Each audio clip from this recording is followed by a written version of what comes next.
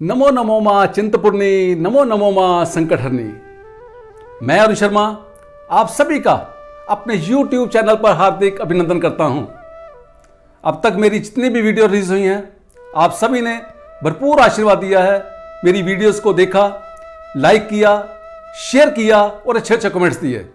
जिन लोगों ने मेरे YouTube चैनल को सब्सक्राइब नहीं किया, तो मेरी रिक्वेस्ट है प्लीज मेरे चैनल को सब्सक्राइब कीजिए, जिनसे मेरी जो आने वाली वीडियोस है आप उसको तुरंत देख सके। आज मैं आपको जो मां भगवती के 51 शक्तिपीठ हैं, उनमें से एक और परम पवित्र शक्तिपीठ की कहानी सुनाने जा रहा हूं। उस शक्तिपीठ का नाम है मां चिंतपूर्णी। मां चिंतपूर्णी जी का जो मंदिर है, यह हिमाचल प्रदेश के अंदर एक जिला है ऊना, उसमें स्थित है। या यूं कहो कि पंजाब के होशियारपुर से लगभग 50 किलोमीटर की दूरी पर है। एक बार प्रजापति दक्ष ने हरिद्वार के अंदर जब यज्ञ किया, मां सती और भगवान शिव को नहीं बुलाया गया। मां सती ने यह सोचकर कि वो मेरे माता और पिता का यज्ञ है, वहां पर बिना बुलाए ही चली गई। वहां जाकर देखा कि भगवान शिव का अपमान हुआ है, तो मां सती को बहुत महसूस हुआ। उन्होंने उस क्रोधाग्नि में जलकर वहां जो यज्ञ कुंड था, उस कुंड में अपने आप को समाहित कर लिया। जब भगवान शिव को पता चला कि मां सती ने अपने आप को यज्ञ कुंड में समाहित कर लिया है, तो उन्होंने आकर उस पार्थिव देह को अपनी बाजू में उठा लिया और क्रोध अग्नि में जलने लगे। तब भगवान विष्णु ने सारे लोक कल्याण के लिए, जन कल्याण के लिए अपने सुदर्शन चक्र से उस सती के जो पार्थिव देह था, उस शरीर के टुकड़े टुकड़े कर दिए और वो 51 टुकड़ों में विभक्त हो गया। जहां जहां मां सती के शरीर अंग गिरे, वहीं वहीं पर शक्तिपीठ की स्थापना हो गई। मान्यता ऐसी है कि इस जगह पर मां सती के चरण गिरे थे। एक कथा के अनुसार यह जो मां चिंतपूर्णी जी का स्थान है, इस स्थान की खोज एक मां भगवती के परम भक्त माईदास हुए हैं, जिन्होंने की थी। पहले छोटी छोटी रियासतें हुआ करती थी। एक पटियाला रियासत थी। पटियाला रियासत के अंदर एक अठूर गांव था, वहां पर माईदास का जन्म हुआ था। माईदास जी के 2 बड़े भाई थे, देवीदास जी और दुर्गादास जी। ये तीनों इकट्ठे रहा करते थे। लेकिन माईदास जी जो थे, वो मां भगवती के परम भक्त थे। दिन रात मां भगवती की आराधना किया करते थे। भक्ति में कई बार डूब जाया करते थे। इससे जो घर का काम है, या यूं कहो कि जो उनका व्यवसाय है, उसमें माईदास जी हाथ नहीं बटा सकते थे, क्योंकि वो गहन भक्ति में डूबे रहा करते थे। लेकिन उनके भाइयों को यह बात अच्छी नहीं लगती थी। एक दिन उनके जो दोनों बड़े भाई हैं, देवीदास और दुर्गादास, उन दोनों भाइयों ने मिलकर अपने छोटे भाई माईदास को घर से अलग कर दिया। लेकिन माईदास ने कोई इस बात की चिंता नहीं की कि मेरा कैसे गुजारा होगा। कोई चेहरे पर शिकन नहीं आई, बल्कि उनकी जो भक्ति थी और बढ़ गई। कुछ समय बाद जो माईदास जी हैं, एक दिन अपने ससुराल जा रहे थे। ससुराल जाते हुए रास्ते में भयानक जंगल पड़ा। उस जंगल के अंदर एक वट वृक्ष था। विशाल वट वृक्ष के नीचे वो बैठ गए। माईदास जी को वहां आराम करते करते नींद आ गई। जैसे ही वो सोए, उनको सपन में एक दिव्या कन्या के दर्शन हुए। दिव्या कन्या ने उनको आदेश दिया कि तुम यहीं रहकर मेरी तपस्या करो, मेरी आराधना करो, मैं आपकी सभी चिंताओं दूर कर दूंगी। थोड़ी देर बाद माईदास जी जब उठे, तो उनको ऐसा लगा कि यह मेरी कल्पना थी, या यूं कहो कि मैं स्वप्न देख रहा था, या यूं कहो कि मैं वास्तविकता थी। यह सब अपने मस्तिष्क में रखकर वो अपने ससुराल की तरफ चले गए। जब फिर वापस वो अपने ससुराल से आए, जैसे ही उस पेड़ के पास पहुंचे, तो उनके कदम अचानक फिर वहीं रुक गए। वो उस पेड़ के नीचे बैठ गए, यानी कि उस वट वृक्ष के नीचे बैठ गए और मां भगवती की आराधना करने लगे। मां भगवती की स्तुति करने लगे और कहने लगे कि हे मां, अगर मैंने आपके सच्चे मन से, सच्ची श्रद्धा से आराधना की है, स्तुति की है, तो हे मां भगवती, मुझे दिशा निर्देश दो। कहते हैं कि उस समय मां जगदंबा साक्षात माईदास जी के सामने प्रकट हो गई और कहा, माईदास, मेरा नाम छिन्नमस्तिका है, तुम मेरे परम भगत हो। मैं आपको आदेश देती हूं कि तुम यहीं रहकर मेरी आराधना करो। जिस वट वृक्ष के नीचे आप बैठे हो, यहीं पर कई सालों से मैं पिंडी रूप में विराजमान हूं। लोग यमनों के अत्याचार और आक्रमण से मुझे भूल चुके हैं, तुम मुझे यहां पर विराजमान करो और मेरी आराधना करो। माईदास जी ने हाथ जोड़कर कहा कि हे मां, यह तो बियाबान जंगल है, यहां पर तो दिन में चलना मुश्किल है, रात को तो जंगली जानवरों का आतंक छा जाता है, मैं यहां पर कैसे रह पाऊंगा।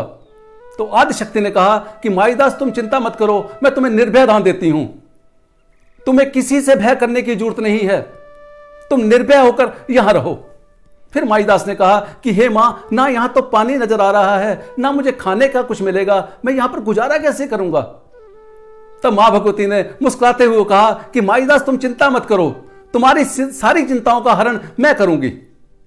तुम थोड़ा सा नीचे जाओ, एक शिला को उठाओ, वहां जैसे ही शिला को हटाओगे वहां पर आपको जल मिलेगा, उस जल से मेरी पिंडी का अभिषेक करना और मेरी पिंडी को विराजमान कर देना। भगत जन यहां पर आया करेंगे, जो श्रद्धा और भक्ति के साथ, विश्वास के साथ यहां पर आएगा, उसकी जितनी भी चिंताएं हैं, जितने भी कष्ट हैं, वो सब मैं दूर कर दिया करूंगी, और जो वहां पर चढ़ावा चढ़ेगा उससे आपका और आपके परिवार का गुजारा होगा। और दूसरा, मैं आपको वरदान देती हूं कि आज के बाद मेरी जो सेवा का अधिकार है आपको और आपके वंशज को होगा। आज भी भक्तों, जो मां चिंतपूर्णी का मंदिर है, वहां पर माईदास के जो वंशज हैं वही आज भी सेवा कर रहे हैं। माईदास उसी समय थोड़ा सा नीचे गया, उसने एक शिला को उठाया, वहां से जल निकला। जल देखते ही माईदास का खुशी का कोई ठिकाना न रहा। माईदास ने वहां से जल लिया, जल लेकर आकर उस पिंडी को अभिषेक किया, अभिषेक करके पिंडी को विराजमान कर दिया और साथ में ही चौपड़ी बनाकर रहने लग गए। आज भक्तों, वहां पर एक विशाल मंदिर बन चुका है। तो जब हम उस मंदिर के अंदर प्रवेश करते हैं तो दाईं तरफ जो शिला विराजमान है वो माईदास जी ने उसी शिला को जो हटाया था वो वही शिला है। दूसरा, जहां पर जल का स्रोत निकला था वहां पर एक विशाल तालाब बना दिया गया है, बहुत सुंदर तालाब बना दिया गया है। इस तालाब से समान दूरी पर भगवान शिव रुद्र रूप से यहां की रक्षा करते हैं।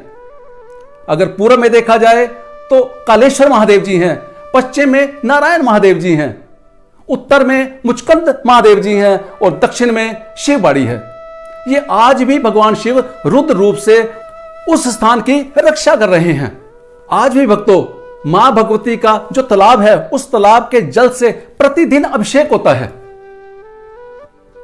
जो भी भगत श्रद्धा से, विश्वास से मां चिंतपूर्णी के स्थान पर जाता है, मां उन सब की सारी चिंताओं का हरण करती है।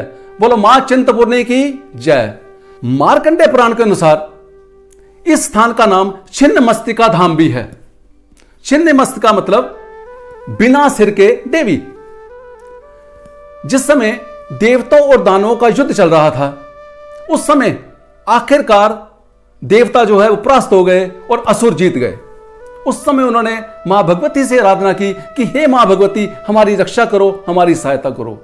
उस समय वही जगत कल्याणी मां भगवती दुर्गा रूप बनके, चंडी रूप बनके उसने आकर जितने असुर थे, जितने महादैत्य थे, जितने दैत्य थे, सबका संहार किया।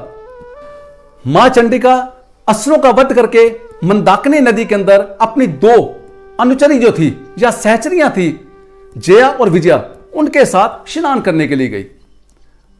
जिस समय मां चंडी स्नान कर रही थी, उसी समय जो दो जया और विजया हैं, उन्होंने मां भगवती से प्रार्थना की कि हे मां, हमें भूख लगी है। मां चंडी ने कहा कि कुछ क्षण ठहर जाओ, स्नान करने के बाद आपकी भूख मिटाने की मैं व्यवस्था करती हूं। मां भगवती फिर स्नान करने लगे, लेकिन कुछ ही क्षणों के बाद देखा मां भगवती ने कि दोनों जया और विजया भूख से तड़प रही हैं और उनके शरीर जो हैं वो काले काले हो चुके हैं। और उन्होंने मां भगवती से आराधना की कि हे मां, हम भूख से तड़प रही हैं। अगर बच्चा अपनी मां से प्रार्थना करता है तो मां बिना देरी किए बच्चे की भूख मिटाती है, आप हमारी भी भूख मिटाइए। कहते हैं कि मां भगवती ने, मां चंडी ने बिना विलंब किए जिस स्थिति में थी उसी स्थिति में अपने दाएं हाथ से तलवार उठाई, तलवार उठा के अपनी गर्दन काट दी, गर्दन काटकर और अपने शीश को बाएं हाथ पर ले लिया और उनके यहां गले से 3 खून की धाराएं निकली। एक धारा को जय ने पिया, एक धारा को विजय ने पिया और एक धारा को मां ने स्वयं पिया। यही छिन्नमस्तिका धाम है भक्तों। अगर योग विद्या की दृष्टि से देखा जाए या महाविद्या की दृष्टि से देखा जाए तो 10 महाविद्याएं हैं। 10 महाविद्या में छठी महाविद्या छिन्न मस्तिका मां है। हम मां छिन्न मस्तिका को शत बार नमन करते हैं। अगर कोई भक्तजन सच्चे मन से, सच्ची श्रद्धा से इस छिन्न मस्तिका धाम के अंदर जाकर नमन करता है, आराधना करता है, तो मां उसकी सब चिंताओं को दूर करती है, सब कष्टों को दूर करती है और उसकी सब मनोकामनाओं को पूर्ण करती है। भक्तों, मेरी ये वीडियो आपको कैसी लगी? अगर अच्छी लगी है तो प्लीज इसको लाइक कीजिए, शेयर कीजिए, मेरे YouTube चैनल को सब्सक्राइब कीजिए। और मेरी आने वाली वीडियो का नाम है मां नैना देवी। जय माता की।